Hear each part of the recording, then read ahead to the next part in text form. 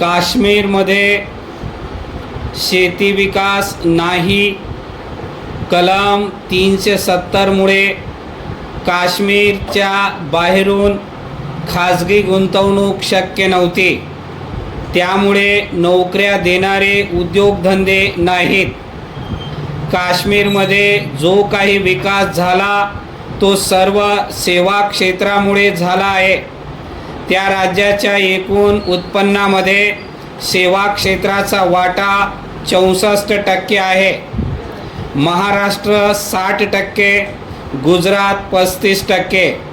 त्यामध्ये सुद्धा काश्मीरमध्ये सरकारी नोकऱ्यांमुळे मुख्य विकास झाला आहे. जम्मू काश्मीरची लोकसंख्या साधारणतः 1.5 कोटी आहे, तर सरकारी कर्मचारी साधारण 5 लाख आहेत. म्हणजेच दर 30 लोकांसाठी एक सरकारी नोकर. महाराष्ट्रामध्ये 12 कोटी लोकसंख्येसाठी 19 लाख सरकारी कर्मचारी, म्हणजे दर 63 लोकांसाठी एक सरकारी नोकर आहे.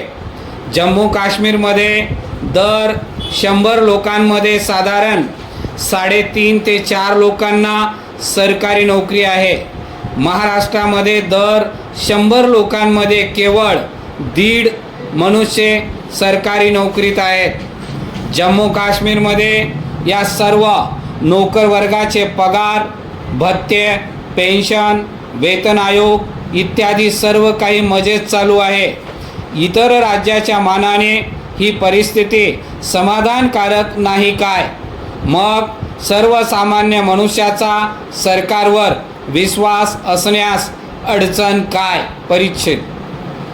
जम्मू काश्मीरच्या विकासामध्ये भारत सरकारचे योगदान समजावून घेण्यासाठी आपल्याला त्या प्रदेशाच्या अर्थसंकल्पाचा विचार करणे आवश्यक आहे.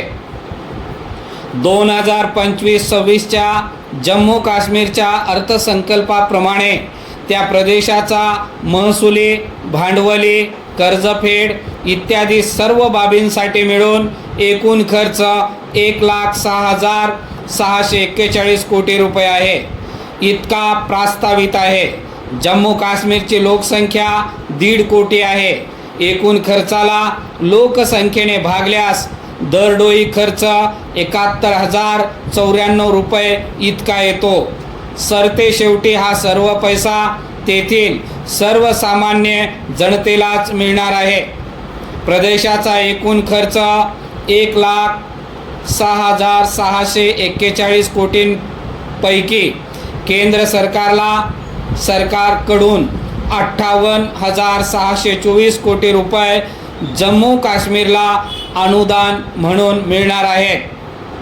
एकूण खर्चाच्या 55% अनुदान, दरडोई 71,094 रुपये हा खर्च देशामध्ये सर्वात जास्त असण्याची दाट शक्यता आहे.